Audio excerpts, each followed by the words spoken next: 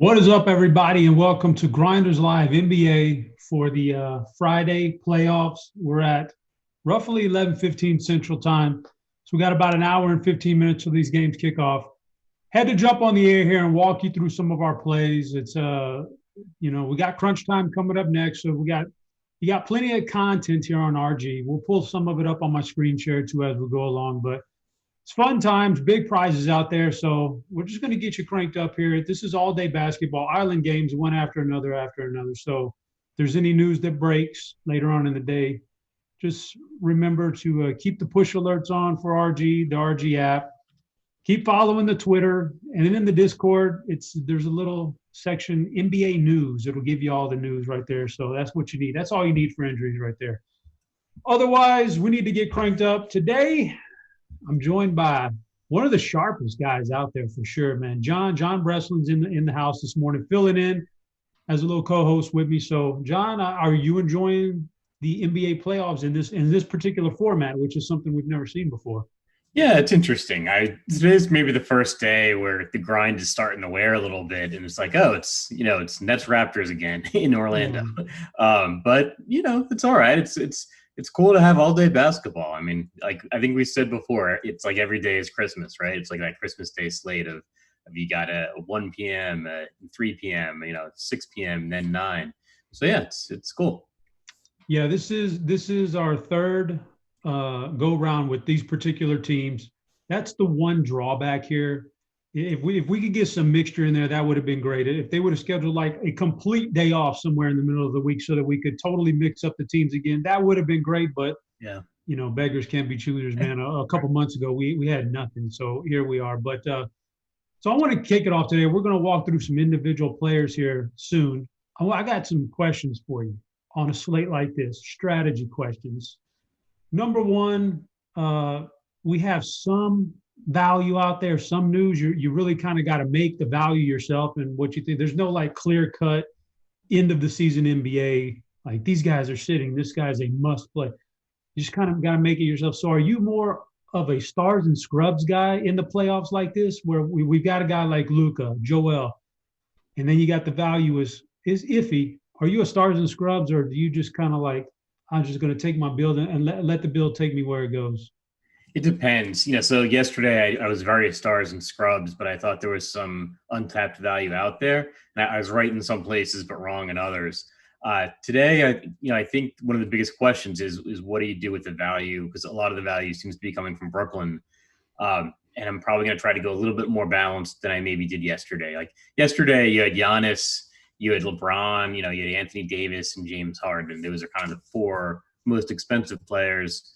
Today is the Tuesday, or I guess the Wednesday, Friday slate, Monday, Wednesday, Friday. It's more like Clippers are the highest priced guys. We've got Joel Embiid. They're a little bit lower priced, so you probably don't have to reach as much for value. Yeah, there's interesting things about, and then one more strategy question here. So we got these island games, 4 games, all separated by a few minutes. So you can watch a game and then, adjust your lineup if you want to. I'm going to make my lineup and this is going to be it unless breaking news comes, or are you let me get some players in there, whatever I like from the first game, then I'll play it by ear as each game comes up. Which kind of format do you prefer? So I try to stick with my lineup. Like I try to make good lineups going in, but then unless there's breaking news, I try to stick with it because a lot of times I'm trying to do some kind of coordination within the lineup, right? Of players that I think will do well together. Highly correlated players. But then when you have breaking news, you kind of have to adjust that, and sometimes it can throw the correlation of the lineup off. Yeah, for sure. I've definitely made some mistakes the past couple of days with you say, okay, here's the first game.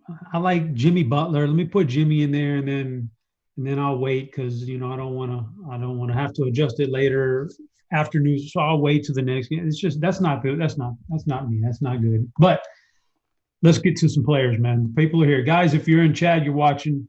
Fire off some questions. We'll get to them later because this is going to be relatively quick. I'm going to pull up on my screen. I got the FanDuel lineup HQ up just to walk through because they break it down position by position a little bit easier. So let's start off at point guard on FanDuel, where obviously on DraftKings there's a few more point guards out there, but the core of the point guards, we got guys like Kyle Lowry, Jamal Murray, Kyle Lowry, Jamal Murray, Kemba Walker. I'll throw in there as your three big point guards on FanDuel. Where do you come across at the point guard position on those guys? Yeah, I don't like any of them. I don't know. Really? Yeah, I think point guard is really where I want to try to save some salary today. I'm not a huge fan. Probably like Kemba the most for the money, but I'm going to try to make some lineups avoiding all three of those guys. Man, that's interesting because once you get past those three, there's a big drop off in salary and seemingly a pretty big drop off. And Mike Conley's a nice option today, coming back from the birth of a child. We've got the news that he should be active, and then after Conley, it's a real drop off. So who's the salary guys you're looking at? So two fill-ins. Tyler Johnson is moving into the starting lineup, and then Reggie Jackson as well. It's probably going to be moving into the starting lineup with Patrick Beverley doubtful. So yeah, those are the two guys I'm going to be targeting the most, and I think that gives me a little bit of a different build because I think the FanDuel app, right? Everybody starts out at point guard and looks at the most expensive guys and tends to plug in those guys, especially when they don't break the bank like today. But I like the value. I like the value with Reggie Jackson and Tyler Johnson. I like Shake Milton as well. We're up on a point per dollar basis relative to like Jamal Murray or Kyle Lowry. Yeah, that's it. Shake Milton. Let me pull up his game log. He's been interesting. He's had a nice little safe floor. You mentioned Tyler Johnson as a guy you really like today. Is it a guy who would be on your radar if they didn't just announce that he was in the starting lineup? Like if that would have been some other player and Johnson was off the bench, would he still be this high on your radar? No, probably not. I mean, it is. It's just the starting lineup minutes, and he's cheap, and I don't like the position anyway. But this is going to be one of the biggest questions in this slate. Is the value seems to be coming from on both FanDuel and DraftKings across positions. Really, the value comes with Brooklyn Nets. There's a reason for that. I mean, they're huge underdogs in what could be a low-paced game against a good defensive team. So, I think some of these optimal lineups that people are running are going to be just littered with Brooklyn Nets, and it's I don't know how many of these guys you want. With the team, such a big underdog and such a low implied point total. But I think if I have to pick a guy, it's probably going to be Tyler Johnson. I pulled up the Brooklyn Court IQ here on the RG, one of the RG tools we got. I took Kevin Durant off the court, obviously Durant, Kyrie, and Spencer because these are regular season stats. So you take Spencer off, and then you add in taking off Joe Harris because he was a key piece in the playoffs and in the regular season. So you take him off. I didn't just want those raw numbers. I want to add Karis LeVert and Jared Allen on the court because those guys are going to be on the court probably 40 minutes if this game is competitive. So whoever's surrounding them, you want to make sure how do they perform with LeVert, Jared Allen on, but the other guys off. Joe Harris mainly is the guy we're looking at being off because he's gone. Guys, if you didn't know, Joe Harris has left the bubble, so he's not in there today.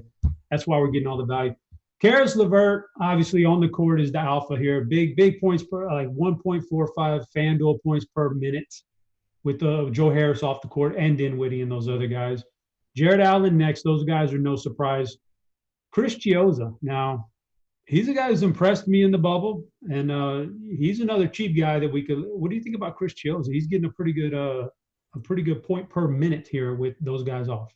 Yeah, I like that. So Tyler Johnson and Chris Chiozza kind of went back and forth starting, I think, during the bubble games.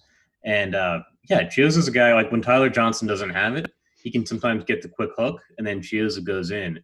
So, I mean, I like Tyler Johnson as a safer play because I think he's going to get the starting minutes. He's going to get the first opportunity. And there's minutes to go around now, right? Joe Harris is out. So I think if Tyler Johnson's running cold, then maybe Chiozza does get some run, and he can, he's willing to shoot. So, yeah, that's a guy I'm interested in as a kind of low-owned pivot.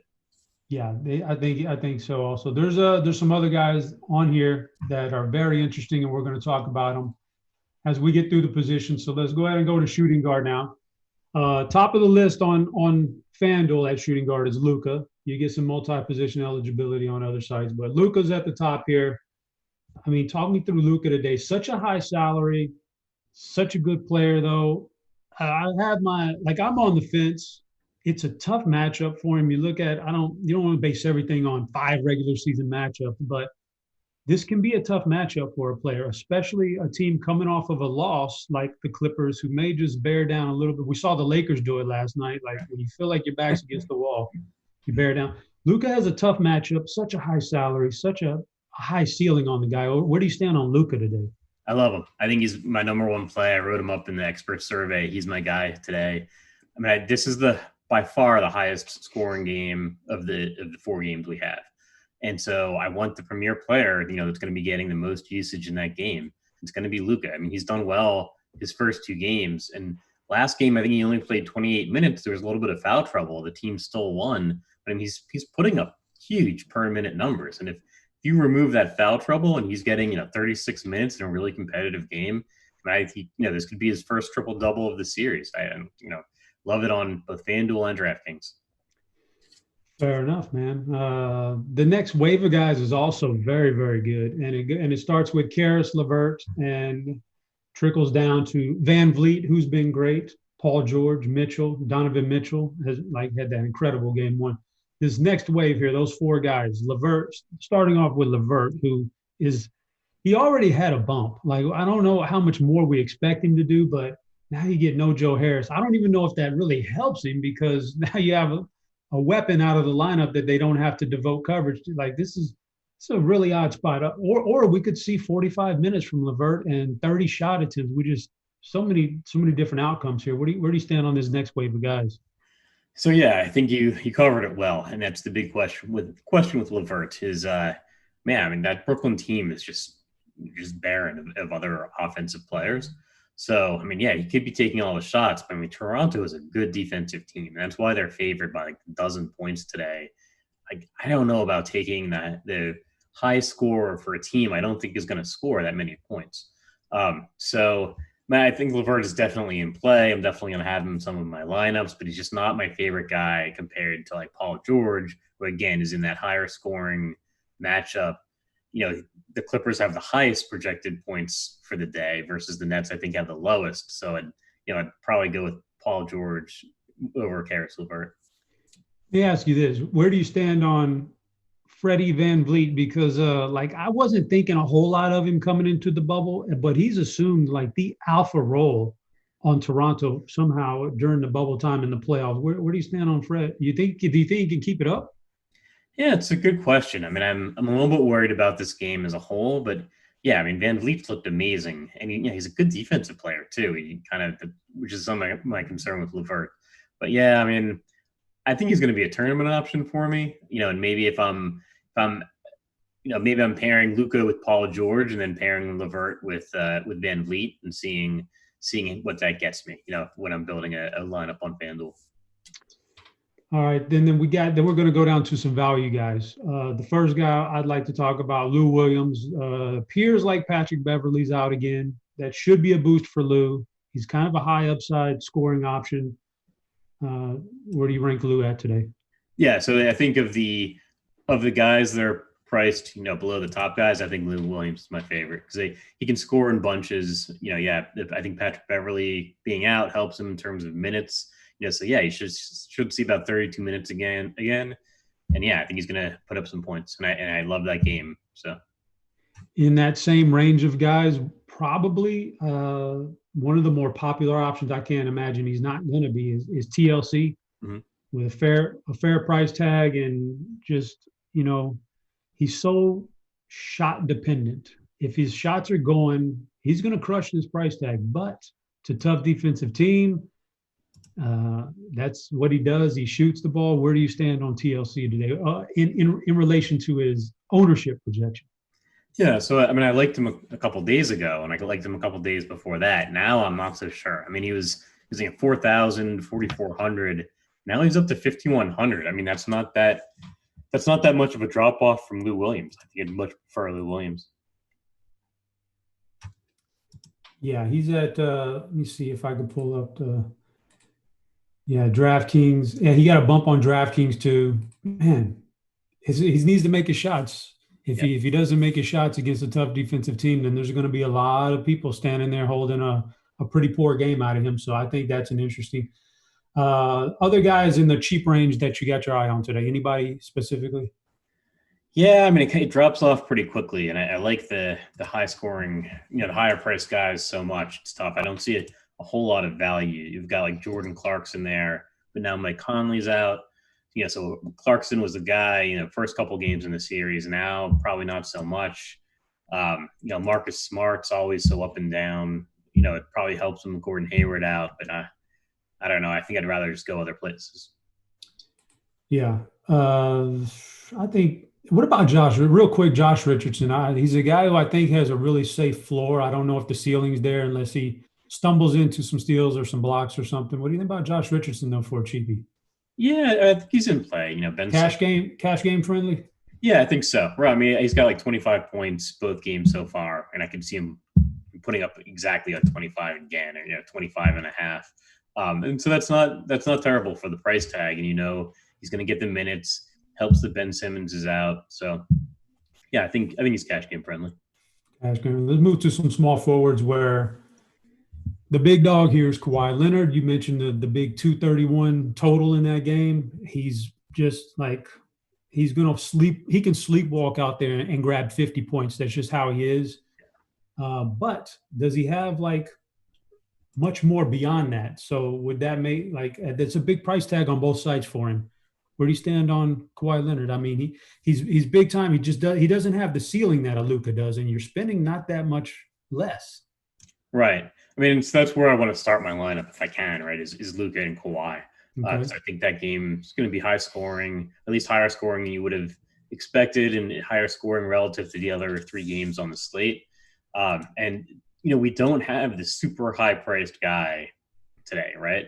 So I think Kawhi is it. I'll take Kawhi for 9,700 on FanDuel. He's the third highest priced player, but there's no James Harden at 11.8, or there's no Giannis at 11.5 or whatever. So yeah, I like Kawhi tonight. I like the price tag. Okay. Then the next range of guys, it's a pretty significant price drop off after that, but that range includes Pascal Siakam, Tobias Harris, and Jaylen Brown. Siakam, man, he's been kind of a disappointment for me as he's taken a back seat in this lineup to Fred VanVleet here in the bubble and in the playoffs. And some of the rotations seem a little bit weird for him. Like he wasn't on the floor until about 4 minutes left in the game in the fourth quarter of a fairly competitive game against Brooklyn in game 2. So where do you stand on Siakam, Harris, and then Jaylen Brown without Gordon Hayward? So yeah, I'm not a huge fan of any of those guys, just because partially because I like Kawhi so much. But Siakam, I agree. He's taking a back seat offensively. I mean, in tournaments and especially on FanDuel, sometimes he'll get a couple blocks, a couple steals, and then suddenly he starts to shoot up. So yeah, like for tournaments, I can see Siakam maybe a little more than cash games. But yeah, I agree. He's not taking charge offensively. You have to wonder if maybe Nick Nurse and Toronto are just seeing a thing where they want to attack the Nets with the guard play rather than the big men. All right, fair enough. Now on FanDuel small forward, I found myself really gravitating to the cheaper guys because I like to spend up at the other positions. If I could, I feel myself getting away from Kawhi, so I like some of the cheaper guys. You got Joe Ingles down there who solid, just rock solid with the injuries that Utah has and the things that are going on out there. No Bogdanovich, he sees a little bit of an uptick. Tim Hardaway Jr. has been fairly decent in the series. Then you get to a guy like Garrett Temple, OG Anunoby for Toronto. So you've got some value options down here. I mean, where are you turning any of these guys? Or are you just spinning up on Kawhi and a mid-range guy? So OG, yeah, I mean, OG is another guy like you can get like 6 steals and just blow up. But for the most part, I'm not going to be going there with OG. Joe Ingles, my concern is Mike Conley's back, so does that take some of the shine off Joe Ingles, and now his price tag's up a little bit. So I'm looking even farther down for value, like Garrett Temple. I think he'll see a little bit of a boost with Joe Harris out. He's pretty consistent. So, and maybe he steps up a little bit more offensively. And then Matisse Thybulle with the 76ers, near minimum price. It's a small forward I'm interested in. Probably not like a cash game play, but again, I think like no other player gets more of his fantasy points, more of his fantasy production from blocks and steals than Matisse Thybulle. So on, specifically on FanDuel, where you're getting 3 points for each block and steal. It hasn't happened so far in the series, but I think he's going to have one of these games where he has like 3 steals and 2 blocks, and then like 6 points, and he makes value. Yeah, he's darn near, like you said, minimum salary. So that's interesting.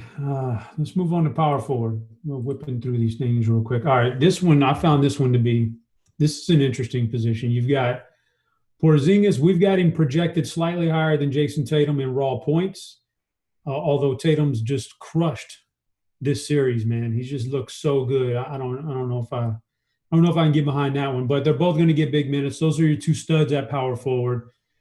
Are you playing them both, or if you're not, break the tie between the two? Yeah, I'll definitely have some lineups where I have both of them. I mean, I think they're both good plays, Tatum and Porzingis. It's tough. I probably lean a little bit more towards Porzingis just because of the game total. But I like both of those guys. And then, yeah, I mean, you got to spend your salary somewhere, and FanDuel in particular, these power forwards, I think it's a good place to spend.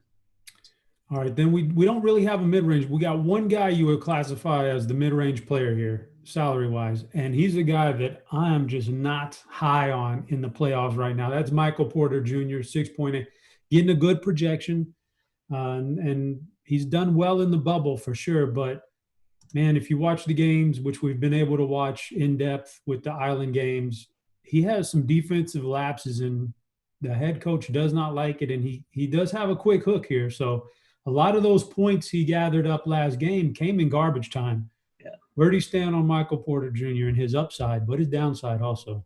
Yeah, you said it. I mean, he's getting pulled, so it's tough to get behind him, particularly when there are other good players at the position.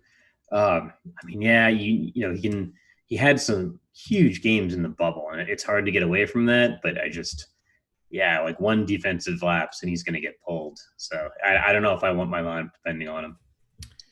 And then a guy after that who has displayed, his hit or miss. He's a hit or miss player, Serge Ibaka, and he's shown that to you in the 2 playoff games. One game, he took some shots, he hit some shots, and he had a great game for the salary.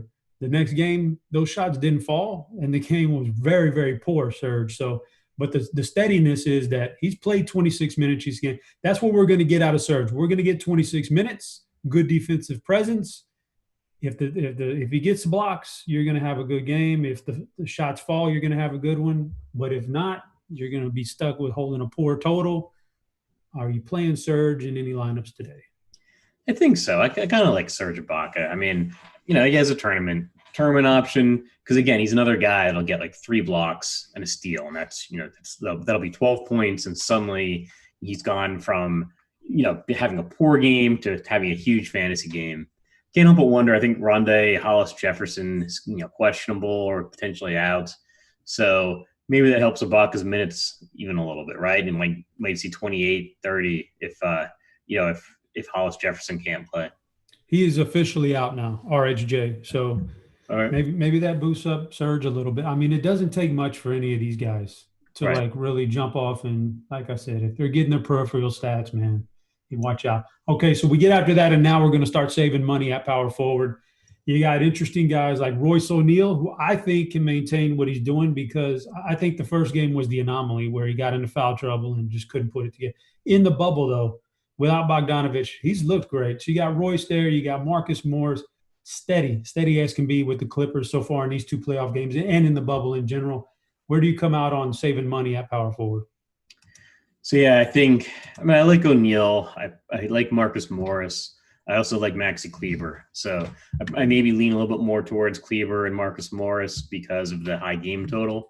I like the idea of stacking that game a little bit. But, yeah, I think Royce O'Neal's right in there. I think Bogdanovich being out helps him a lot. But, yeah, I think he's a good player. So I could go with O'Neal if you have the salary there. Any interest in we mentioned Porter Jr. gets the quick hook. Any interest in a Millsap or a Jeremy Grant to step up today? No. They seem to divide it so Yeah. evenly, and neither one of them is like a high usage player. So I'm not as interested in them as I am the other guys. I mean, if you want to like stack that game or something, that's fine. But they seem to both get kind of even playing time on the court, and they're both deferential to the other guys that are playing. Fair enough. Going on to center. We've got. I like this position stacked here, man. This is loaded for a little 4 game slate. You've got some really great players here. So we got a question in chat that leads us to the first part here. Embiid slightly more expensive than Jokic on pretty much every site, just a hair more expensive. Where do you stand on those two guys, Jokic or Embiid? I'm probably going Embiid. I think he's a little bit safer with the Ben Simmons out. I mean, he's such a good fantasy point per minute player, and in the regular season, sometimes his minutes are limited a little bit. But like in the playoffs, he's going to play as much as he can play. So probably lean towards Embiid. All right. Then we've got that next level is Gobert and Jared Allen. Jared Allen been a monster here, and should continue that heavy minutes if this game stays even vaguely close. But Gobert is kind of like on the verge here of a breakout game against Jokic. He got caught with the blowout last game. Didn't get his fourth quarter minutes, or else he would have put up a monster total. Where do you stand on those two guys, Gobert and Jared Allen? It's so tough because I like Embiid so much, and Yeah. Embiid's just center eligible. So you start to run out of spots. I'd probably like Jared Allen a little bit better than Gobert, just because Allen seems to be actually putting the production in already. Uh, yeah, and I have a tough time with either of these guys. Like, I just don't think they're just kind of in that mid tier, and I think if I'm going pricey, I want to go all the way up to Embiid or Jokic, or I want to try to save some money at the position. If you're saving money at this position, let's say on FanDuel, who are the guys after those four? Where are you going? So I said a couple days ago, I think Montrezl Harrell is going to have a big game at some point, right? Because his price is Oh, going to keep going down because he's not seeing huge minutes because he's still getting his cardio back up. But he's going to start playing more and more minutes as his price keeps going down and down. And so this might be the game where he sees 28 minutes and puts up a really good score, and now he's below 5,000. So that's probably where I'm looking if I'm looking to save money at center. and him being on the court pretty much takes Zubac away, so we don't want to do that. So 7.1K on DraftKings. Where would you roster Jared Allen? Is that too much on DraftKings? No, I mean I think it's a fair price. I think I'd if you end up with 7,100 left and you need a center, then I'd feel good about Allen. He's not a guy I'm prioritizing, but I think it's a good price for him. All right, we'll pull up DraftKings salaries real quick, and we talked about FanDuel. Is there anybody on DraftKings that is any players on DraftKings standing out with their projection relative to their salary that you think are good values? I like Royce O'Neal a little bit more on DraftKings than Okay. on FanDuel. I think there's a big gap in salary, and I think he's small forward eligible on DraftKings. So I like Royce O'Neal's a little bit more on DraftKings than on FanDuel. That TLC salary on DraftKings, does that interest you at all? The 4,600. Yeah. So yeah, you're getting a discount compared to FanDuel. It's a question of how many Brooklyn Nets do you want on your team. Yeah, fair enough. All right, let's see if we've got any questions here before we get up out of here. Let's see. Thoughts on Conley or Siakam? So I like Conley a little bit more on FanDuel. So it depends what site you're talking about. So like I said on FanDuel, I really don't like the pricey point guards. I think you just use the salary better elsewhere, but you have to still take 2 point guards. So I think Conley is very much in play there. On DraftKings, he's a little bit more expensive, like still a good price, but it's so much easier to move guys around a little bit on DraftKings that he's not as much of a priority for me on DraftKings. All right. What about yeah, I don't even know about this one, but the man says Boban. I guess he wants your opinion on Boban. Can he put up another decent game with only playing, he's pretty limited in his minutes, but per minute he's really good. What do you think about Boban? Yeah, it's tough. Like, what if he just doesn't even get in the game, right? Yeah. Because like game one, he played some minutes, but Porzingis was ejected. I think it was Boban that came in for Porzingis when he was ejected. But like part of that could have been, I think Kleber is already on the court. Um, I don't know. Like, yeah, as a kind of 1 in 150 tournament option, then sure. But yeah, I mean, he's going to get 10 minutes, 12 minutes most probably. So, I mean, it's kind of a roll of the dice that he's going to be able to put up a huge score. Would you consider Norman Powell to be chasing points? Do you think that last game was more of out of line, or which game? The first game where he was poor, the second game where he was really good. Which game do you think he falls under more likely today? I like him a little bit. Like I think he's probably closer to the good second game, and I think some of that, um, you know, he's another guy that might benefit a little bit from Rondé Hollis Jefferson being out, because that's like the Raptors bench crew. So maybe the minutes go to Norman Powell a little bit. Fair enough. Got one for you here from Bryant Garcia. What's your favorite game to stack today? The Clippers Mavericks by a mile, because I By a think mile. yeah, because I think people are going to be kind of jamming in these Brooklyn Nets, and that's just not a high scoring game, and they're going to be overlooking the last game of the night. Where like yeah, if I have to take some value, I'd rather take like Reggie Jackson, who's super cheap, might be moving to the starting lineup. I mean, he's got a couple of bad games, but like I mean, it's going to be a high scoring game. He's the point guard, so and he's super cheap. So I'd be stacking that Mavericks Clippers game. Fair enough. DK utility spy, DraftKings, doesn't matter what position. Alec Burks or Montrez Harrell. Burks is interesting because I thought he had a chance to be a player in this series, and then this last game, I don't know what happened, man. He just fell out of the rotation out of nowhere. So you talk to me about those two guys, Burks or Harrell. No, I saw the same thing. It was really frustrating because I was really high on Burks a couple of days ago, and all of a sudden, like Raul Nato and like Golly. Kirkman Korkmaz are in there. I'm like, what are you doing? Put in Alec Burks. I mean, the team kind of needs some scoring. I don't know why they wouldn't play more Alec Burks.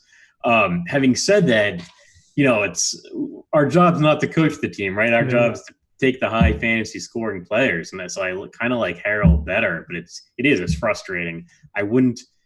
I think both of these guys could be overlooked to some extent. I think both of these guys could see a little more minutes than they did last game.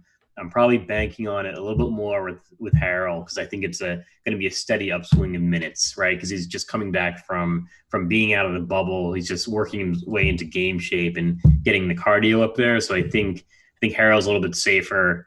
But yeah, the fact that Alec Burks didn't see more playing time is a little frustrating, and that'll cause him to be overlooked. But I don't know. Yes, that's what I was just going to say. That's going to drive down ownership. And like, if I'm not, like you said, we're not here to coach, but Nato came in that game and immediately they coughed up a double-digit lead, and he was minus something crazy on his 9-minute stretch there. So maybe they made the adjustment and they'll go back to Burks, and you'll get him at almost no ownership, and he's got upside for sure in this kind of game. So I don't mind that. You know what, guys?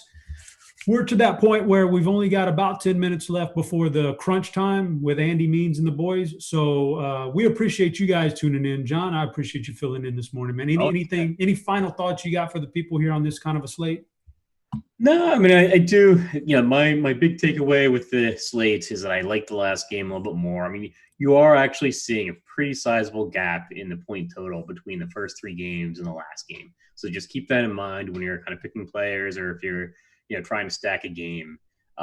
Just keep in mind there's a sizable point total difference.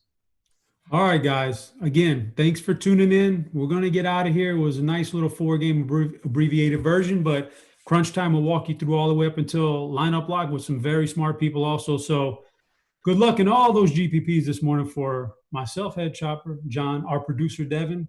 We'll be back. I'm sure there'll be a show tomorrow, guys. I just won't be on it. But until then, we'll see you later.